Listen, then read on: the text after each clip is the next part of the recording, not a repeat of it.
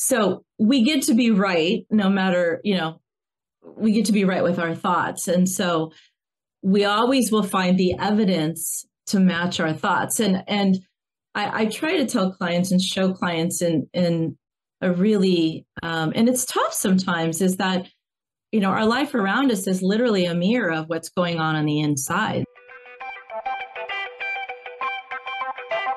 You're listening to the No Labels, No Limits podcast with best-selling author Sarah Box.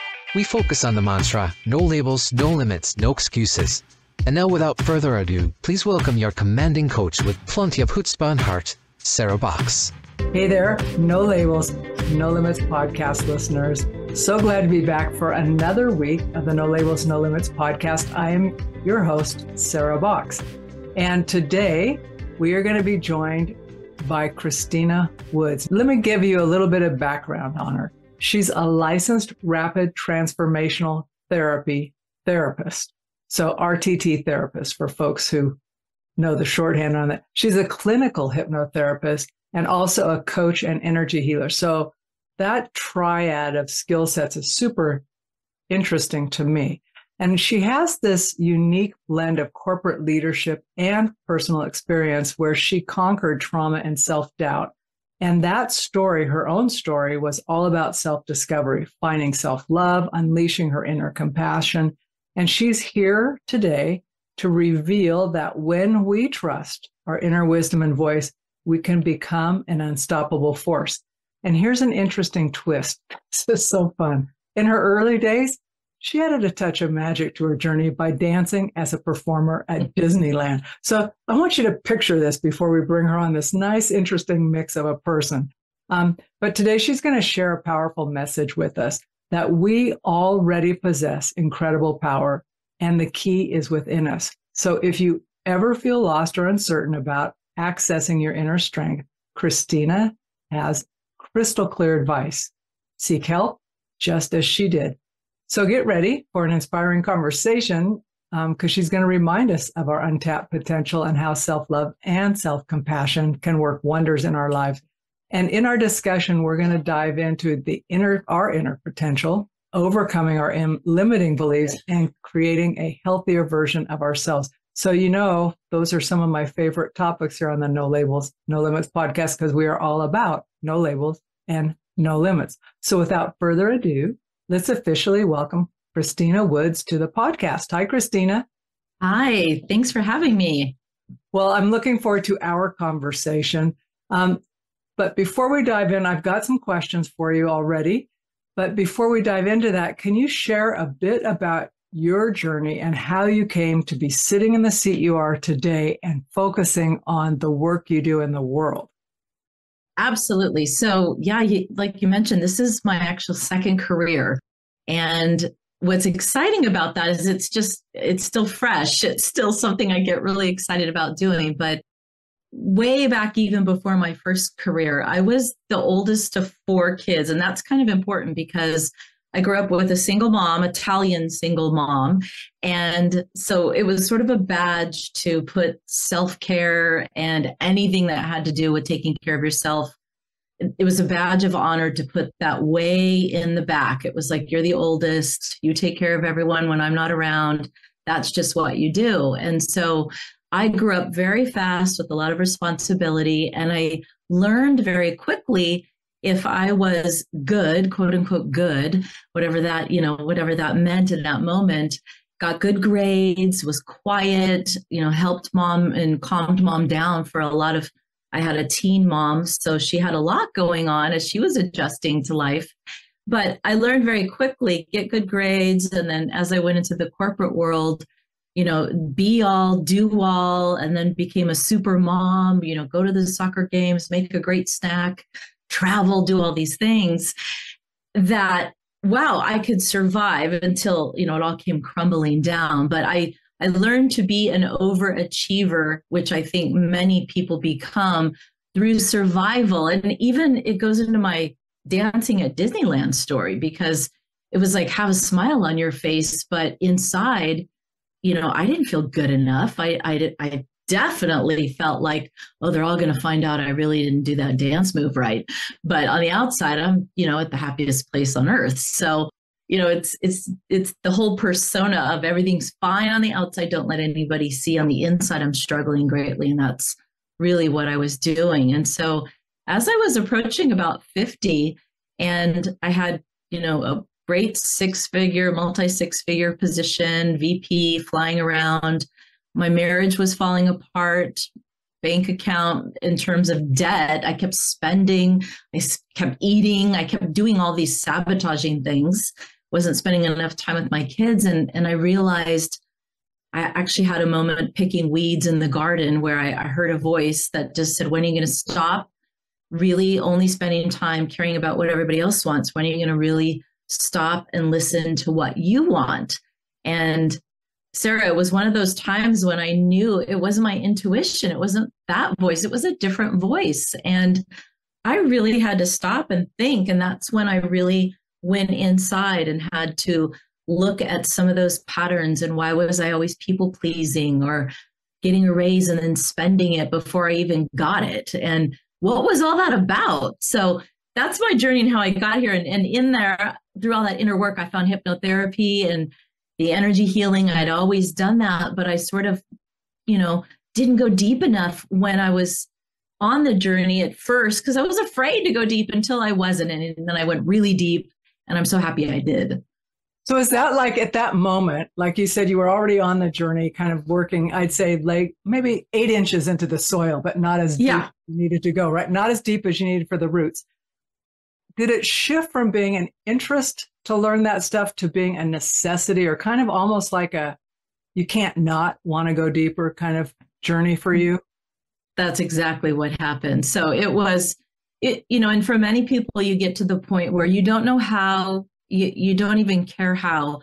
You just know, I don't want to feel this way anymore. I don't want my life to look like this anymore. And I made a decision. I knew in my heart and in my soul, even just from that 8 inches down that I had done in spiritual work, that I was here for a reason and that I would make my way out of it. Although I didn't feel like it, I was struggling with anxiety, and, this was not an easy road. And in that journey, I had learned about trauma I had buried, and, all sorts of things come up when you go deeper.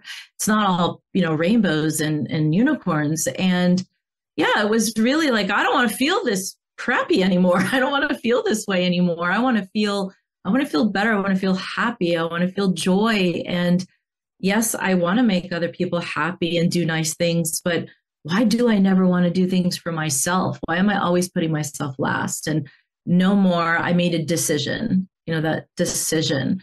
It was easy to make business decisions, and I had to make a decision, that I'm putting myself first. So that's an interesting sentence right there. It was easy to make business decisions, but to make the self-first decision doesn't feel so easy. No. Do you find that common for other folks when you're working with them now, that they come to that same place where they're going, well, I can do this for the business, but not for me? Oh, absolutely. In fact, I work mostly with entrepreneurial women, and they're very successful and, in business and many areas of their lives. And they'll get to a point where, they're burned out, and they, when I ask them about, well, what do you do for yourself? They look at me like, well, when would I possibly do anything for myself? Or like I'm crazy. Like, well, I go to the gym, or, I journal for 5 minutes, or I do this or that. And isn't that enough? I already checked that box. What's your problem? But I do find that's common because, for many of us, we don't realize that so many of these tactics and these methods and ways in which we've created a life is it serves us in many ways. And so, to get our validation from the outside, it serves us. When we have to find an inner voice inside, there's a possibility we might find rejection. And there's that primal need in all of us to avoid rejection and find connection. And so, until we're willing to look at some of those things, we'll do anything to avoid a possible rejection, even if it's rejection that's really not going to be a big deal. We have this visceral desire to say, oh no, I'm not going to do that. So it's so true though, and I know when I work with coaches, as I'm the coachee, the coachee, I'm the client, but I know my biggest growth points are when I am suggested to do something, I don't think I can do that. And it's like, okay, it's like, do it or don't. But when I do it, it's like, wait a minute, that's not so hard. That's not so scary. But there is that moment of like, what if this goes wrong? How will I recover from this, right? And the little things, I'll get over it. But the bigger things like you're talking about are scary. So where did you turn first? Here you are working in the yard. You have this realization. It's like, okay, what happened then? I went on many retreats. I started going within. I started spending a lot of time by myself and, reflecting, and started doing a lot of therapy and healing and that deep work. I did hypnotherapy. I did EMDR. I did traditional therapy. I had spiritual healers and sound baths, and I got something different from everyone. I think that's really important. I got a lot of support, is the bottom line. And I started to break apart the parts of me that I thought were these bad parts or these broken parts or these, the shell that I had such a huge shell around me for so many years to build this little empire of, no one's going to get to know me. And I thought, I can't count on anyone. So I'm just going to keep marching ahead. And as it fell apart, it's terrifying. But I remember the moment with one of my mentors and healers. I remember looking up and saying, I'm not bad. I'm actually a great person. I'm not bad. And they started clapping. And because you find the inner compassion for parts of you that I never had it. And, from the outside, I was pretty successful, and I had been married almost 25 years and 2 children and a nice house and nice job, and was, contributing to society. And for the most part, things were moving along pretty well. And yet I felt like inside a completely different story was going on.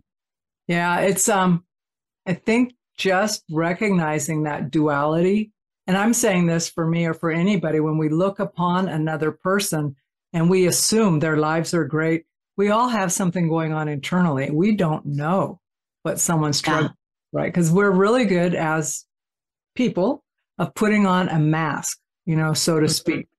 And so it does take bravery to do what you did.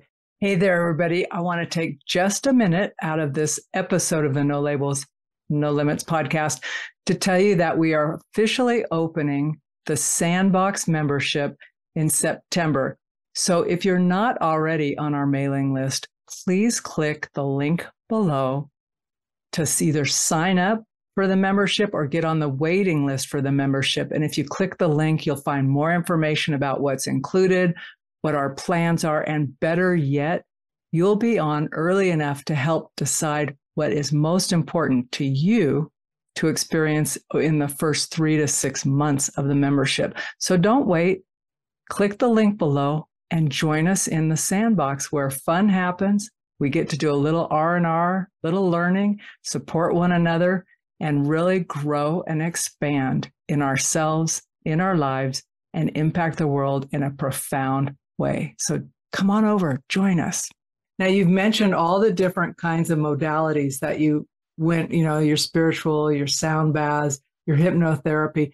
Talk about hypnotherapy, because there are a lot of myths around that. Now, you've gone on and gotten your certification and you do hypnotherapy, but what are some of the myths or misconceptions about hypnotherapy? Well, we've all been to a fair or an event where we see someone on stage and, people are acting silly like a chicken. My own kids were pretty afraid of that when I said, mom's got to be a hypnotherapist. And I came from the higher education space. So, that was everyone. Yeah, pretty different. So, But what's wonderful about hypnotherapy is the biggest myth is that you're going to lose control.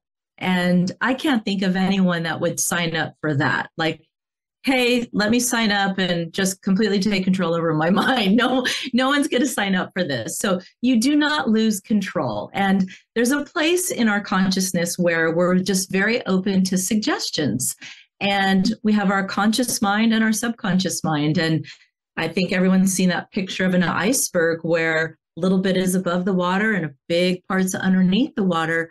Our subconscious mind is that big chunk underneath the water. It's 95% of our consciousness. It's how we think about the world, how we feel in relationship to others and ourselves. Yet we think the 5% is calling the shots, driving the car.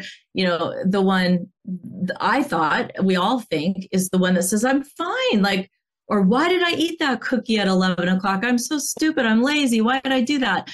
But it's the chunk under the water that's where we need to go ask, like, why did I eat the cookie at 11 o'clock? Or why are you sabotaging that? Or why do you allow your boss to text you at midnight and pull out a report when you should be sleeping? And why do you say yes to everyone? Or why do you sabotage when you meet someone that could be the love of your life?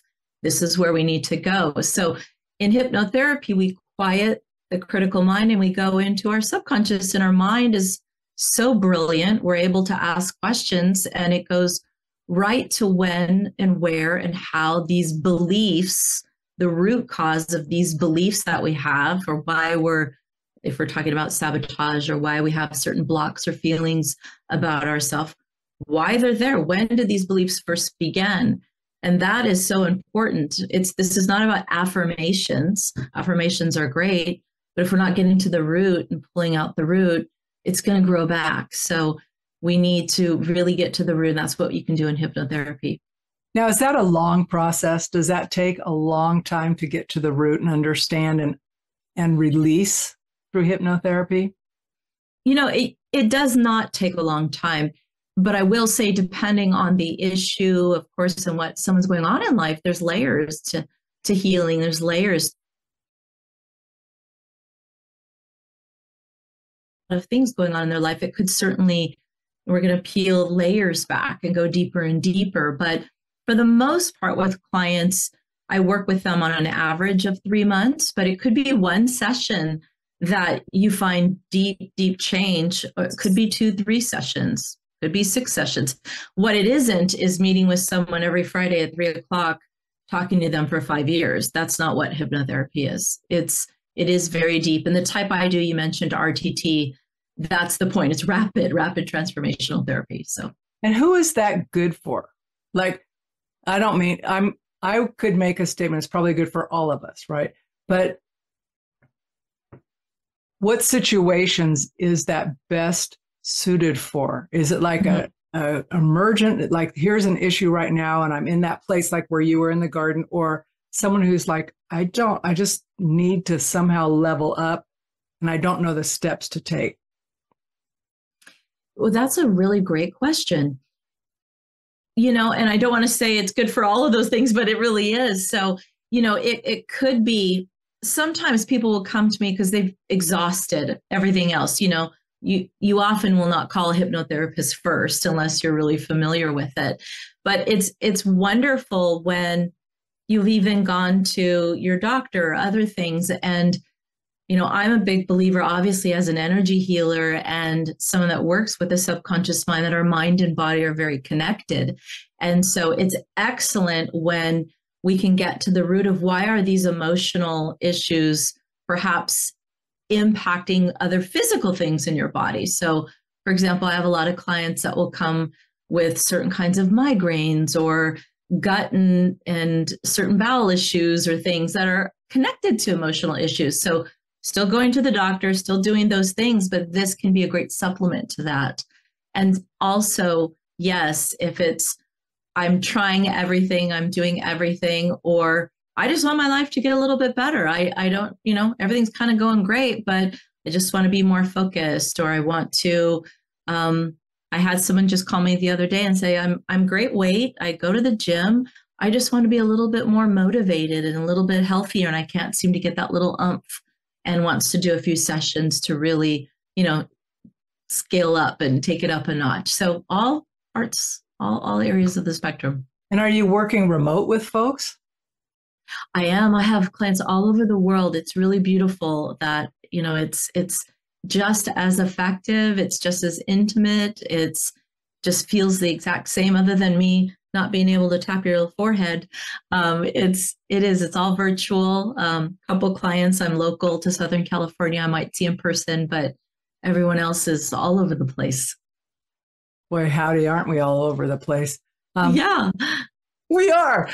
So let me ask a couple different questions. Mm-hmm. So the feeling of not enough, right? It seems to be pretty prevalent. And I don't want to say an epidemic, but it seems to be pretty common. Mm-hmm. And I'm not certain if that's due to the rise of being constantly connected or compared to people across things or whatever.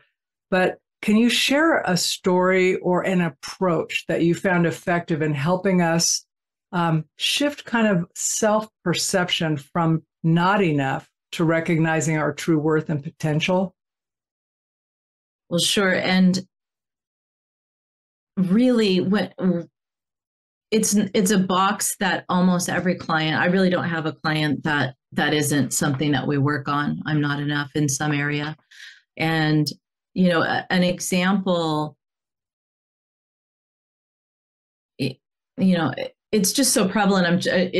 I could pick anyone, so I'm trying to think of an example, but, it stems from really, I like to go backwards a little bit and really focus on, are we listening to our intuition? Do we trust our own voice? Are we getting quiet with ourselves? Because if I'm working with a client and all their validation and everything they count on is coming from something from the outside, yes, we know social media just breeds, that type of, am I good enough environment, friends, and where I live in Southern California, it's, big time near Newport Beach. What injection or hair extension do you have or something? It's like, oh my goodness. So, but, and there's other parts of the world, same thing. But if we're not trusting our voice or even acknowledging that we are all given a sense, an inner antenna, a compass, then that we don't trust, then we're definitely going to have to go somewhere to find a compass. We're going to go outside.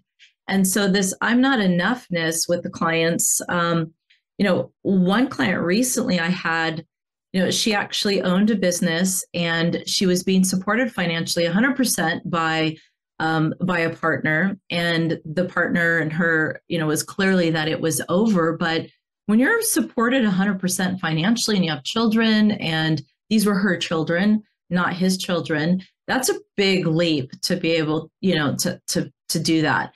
And while we were working together, and we started to work on some of the core reasons why she did not have the confidence to leave, what we found was, as a child, there were some decisions that her father made, that were poor decisions that really made her feel like she wasn't special she wasn't lovable. So this feeling of I'm not lovable led to I'm not enough. But as we worked through those roots, she could see, and as she started spending time on herself, she could see, and I clearly remember the day we had a call and she said, I was journaling last night. I went through the root exercise I give everyone, which is and then they use their name, I, Christina, or I, Sarah, feel, because just like when, and she said, you know what, this is ridiculous, the stuff I'm putting up with. I don't care what it takes. I've got this. And she literally left and is now, of course, being able to support herself financially. Of course, she's had to make cutbacks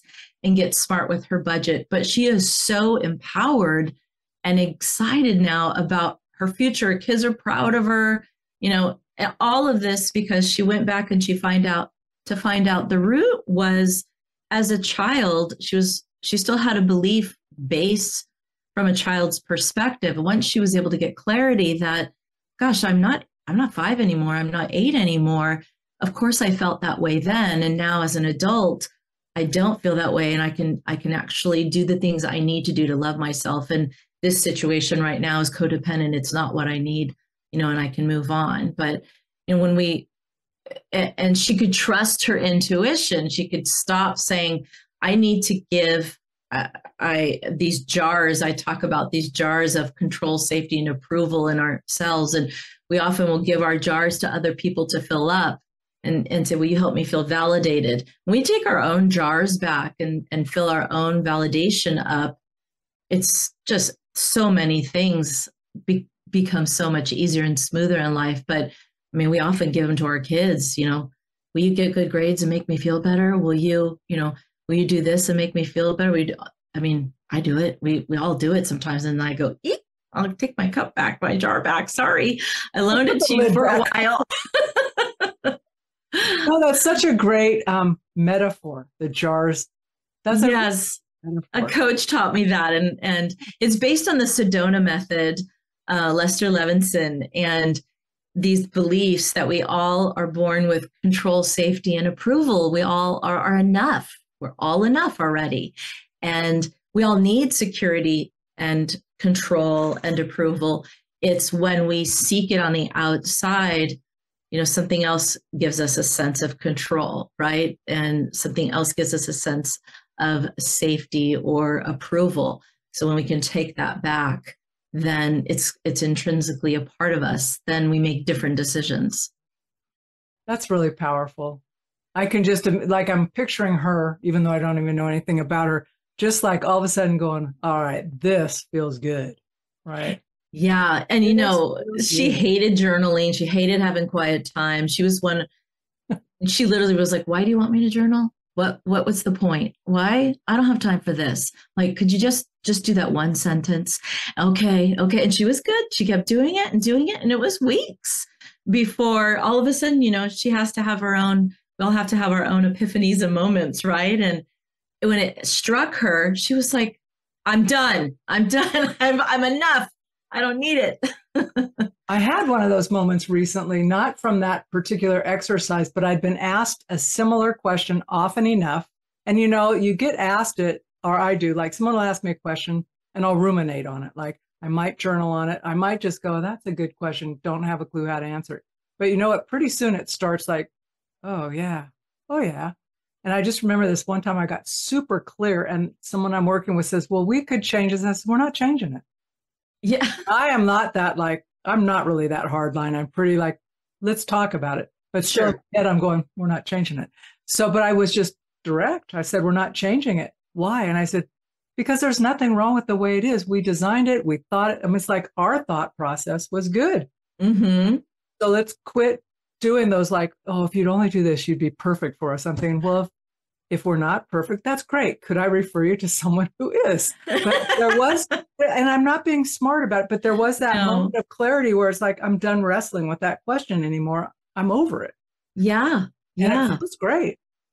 Well, and that's even one of the Marissa Peer, who created RTT. She talks about the mind cannot accept two conflicting beliefs because they cancel one another out. And we do that all the time, right? So, we're clear on something. Well, let's change it. Well, which one is it? We're not clear. Then we're not clear, are we? So we're talking about wanting to change it, but this was what we wanted. So then we're telling ourselves we're not clear.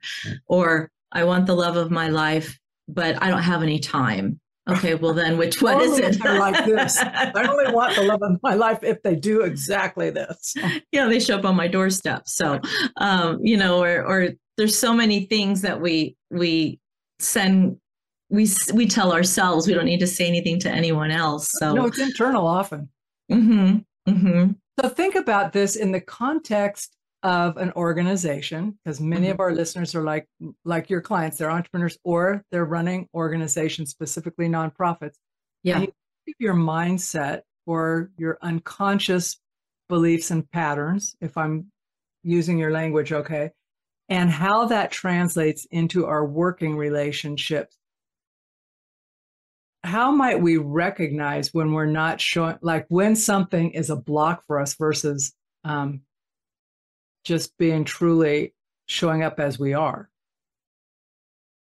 Like what would we see in the workplace, and what might be a flag to me to say, Sarah, you might want to look at this? Sure. That self-reflection and looking for, you have to want to, first of all, improve a situation or have some awareness that, okay, I don't know how yet. And you don't have to even be aware of how or what or when, but you have to say, I want to improve the relationships in my department, or I want to improve the communication, or what's the goal, or what's the intention there, and then be remaining really objective. And I think the first thing is just looking at patterns and looking at those types of things, because those are easy. And we don't need to know how or any of those things, but they leave breadcrumbs, and from there you can go back and look at the blueprint, because every thought we create forms a blueprint, and then our mind and our life is the evidence that backs up the blueprint. So, if people, we say, a common one often is like, I'm open to your ideas in the department, and then nobody comes with ideas. Really, how open are you to ideas? Or, those types of things. It's like, well, nobody came to me over ideas, and this is the idea that everybody wanted. Well, not really. You're kind of difficult to come talk to openly. So we get to be right, no matter, we get to be right with our thoughts. And so we always will find the evidence to match our thoughts. And I try to tell clients and show clients in a really, and it's tough sometimes, is that our life around us is literally a mirror of what's going on the inside. So if we don't like what's going on, or we want to improve it, I think that's a fair question, is what do you want to improve? Well, then looking on the inside and saying, right, well, if you want better relationships, how's the relationship with yourself? Are you listening to yourself? Are you asking questions? Do you have quiet time with yourself where you literally are saying, what do you need right now? Do you need to just put everything aside and take a walk around the block? And you actually need to leave the office for lunch and not talk to anyone and go look at a bird? I don't know. But, look at what's going on. If it's completely chaos on the outside, it's probably chaos on the inside. That was for me. Yeah. No, me too. When things are starting to be like funky, and or being out of sync, that if I stop and I'm going, okay, I got to stop.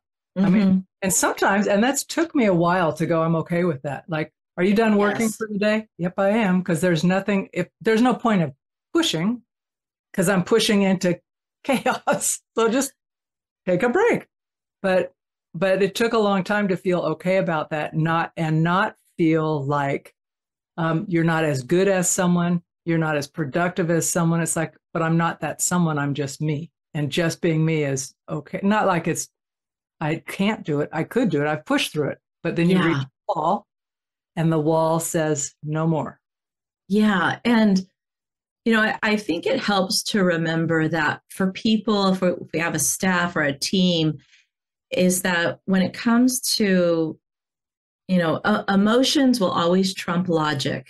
And so, and we don't remember that. We are this world that validates facts and logic, and that doesn't, where is it in the handbook or something? And those are all important. But at the end of the day, our subconscious mind, again, is 1,000,000 times more powerful than your conscious mind.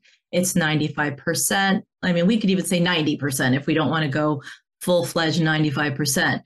Bottom line is, it is your feeling emotional mind. It is not your logical, analytical, critical mind. So it doesn't always make sense. It doesn't care if it's right or wrong. It doesn't care if it's good or bad, true or false.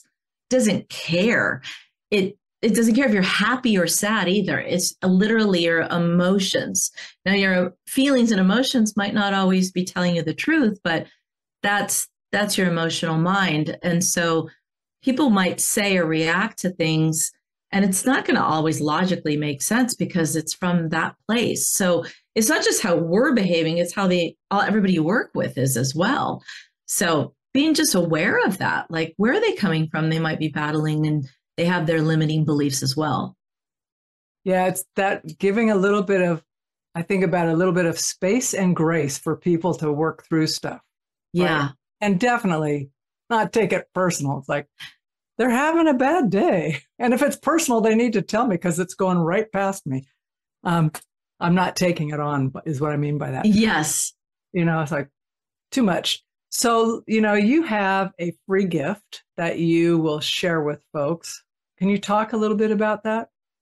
Yes. So I have two, but one is called Limitless. It's a hypno meditation, and it's about 20 minutes. And one of the best ways to shift your mindset or move into relaxation or clear things is by the words and images that we hear. So yeah, it's a free downloadable. They can go to free.ChristinaLWoods.com. I'm sure you'll have the link, or just go to my website, ChristinaLWoods.com. It's there. And it's full of powerful words and imagery. And again, that's what our mind responds to. So, word of advice, how are you speaking to yourself? What are you saying? What are the pictures you're putting in your mind? And that's what that free limitless hypno meditation is to help us clear some limiting beliefs and any thoughts you want to just kind of release and infuse some empowering thoughts into your mind. And you said there was a second one. Yeah, the second one is actually an opportunity to schedule a free hour with me. And if you don't want the free hour, you can take whatever portion of it that you want. But you had mentioned hypnotherapy is often a mystery and a myth to many people. So people love it. They'll set up a time with me, ask questions, and see if this is something that could help with whatever's going on in their life. And so it's a free consultation or a clarity call to just answer questions or see if it might work for a family member or whatever questions they have. So my podcast listeners don't know that many years ago, I was certified in hypnotherapy. Only practice it for a while, but I see how quickly things can shift. Yes. And some of them are just subtle shifts that just like, ooh, that was great. And some, in this one case of this young woman, were big shifts, right? Because there was tumult in her world, I would say. But it really was a whole thing about her seeing her own power in a situation and separating from like what she believed her role was.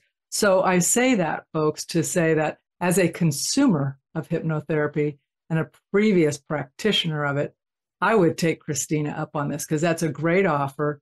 You may see my name in your role since it's been many years. That would be fun. Great. That would be beneficial.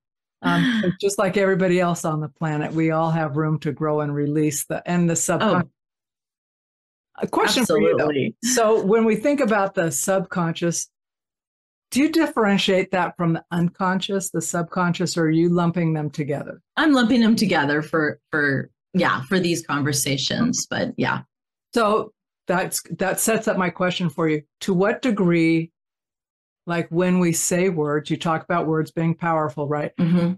What is the power of the word to manifest? Because we talk about the world being a mirror, our experience being a mirror of what's going on internally. Are you like, I'm not saying necessarily in the secret, quote unquote, way of it, but how do you see language, the internal and externally expressed language, manifesting back?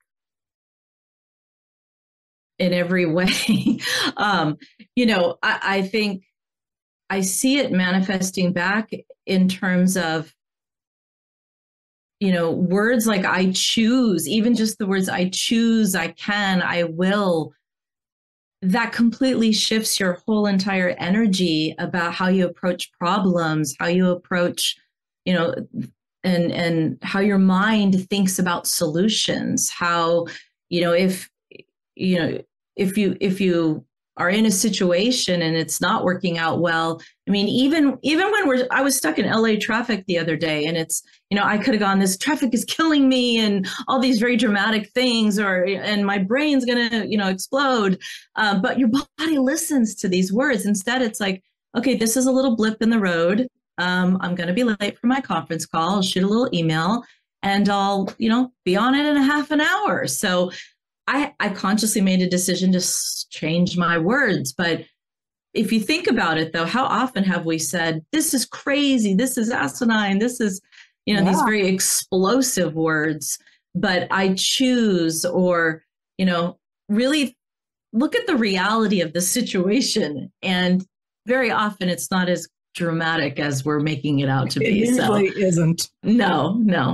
I know. When I can remember to laugh, I'm thinking, really, Sarah, this is not that big a whoop. So yeah, what is it? But really choosing those empowering words, like instead of saying I have to do something, like I have to get up and do X, Y, Z, it's like I get to get up. I get to, yeah. There's a lot of people who aren't getting to do that, who would love to do that. And I get to do that. I get to is great. Yeah, it's a good reframe on it. Wonderful one, Sarah. Yep. So I have a question for you that I like to ask our guest, and I would like for you to share a previous podcast that you've listened to on our show, who the guest was, and something you took away from the podcast. Yes. Well, I scored because I listened to a few, but Dr. Heather Penny on episode 314 was incredible. And there were so many things, and I'm going to get her book and I'm going to listen to her as much as I can, just because she had such words of wisdom. But two things really struck me was what she shared about restorative rest and this idea. I think she even mentioned that she was speaking about restorative rest, and someone said, could you explain rest? What do you mean by rest? Is exactly what she said. And it reminds me, I have an exercise I'll take clients down, and they actually have to, it's from the Artist's Way, where you take yourself out on a date once a month. And people would rather I have them write a 40-page essay than take themselves on a date for 1 hour a month or a week. I think it's a week. And they're like, what do you mean take me out on a date, myself on a date for an hour? Like, yeah, walk around a park, go to the beach. I don't know, do something you like to do anything. Well, what do you mean by that? What am I supposed to do? Are there instructions? It's like, just rest and enjoy. So the restorative rest, it hit home for me because, I'm human too. You get going and going, and just taking those moments to restore and come back even more charged and motivated and clear and grounded. And then she talks about spiraling up instead of spiraling down. And, that my old self is this running around like a crazy woman with my head cut off like a chicken and spiraling out of control. And I loved that spiraling up visual I got out of it. Yeah, she's a wise woman. And I mentioned to you before we went on record, before I hit record, that she has another book coming out. So podcast listeners, I've asked Heather that once the book is formally open or on for sale, to come back on the podcast and talk about it. Because just like you said, Christina, she's a gem. Mm-hmm. She's really awesome. And she's wise and very real. In fact, you guys have similar energy. So, oh, well, that's a compliment. Thank you so much. You do. You have similar energy. And so, I think it's great. So I'm going to leave you with the last words, something you want our listeners to remember as they go into their day. They already have the answers within them. Sometimes we might have to dig a little bit to and get some support to help them find them, but you're so powerful. You already have the answers within. It's intuition, your inner compass, your inner voice. So, trust yourself to guide you through life. So there's nothing I can add to that to make it any better, except if you like this episode, and I'm sure you did, please share it with someone who could benefit from what Christina shared. Go and get your free gifts from her. and then come back next week for another episode of the No Labels, No Limits podcast. Thank you, one and all. You've been listening to the No Labels, No Limits podcast with best-selling author, change agent, and strategic business coach, Sarah Box. You can grab the show notes and find out how to work with Sarah at sarahbox.com/No Labels, No Limits podcast. We'd love this podcast to reach as many people as possible. Please remember to rate, leave a 5-star review, and share the podcast with someone you think would get value from this conversation. Till next time, keep taking those daily action steps to align your purpose to your principles and achieve your goals in business and life.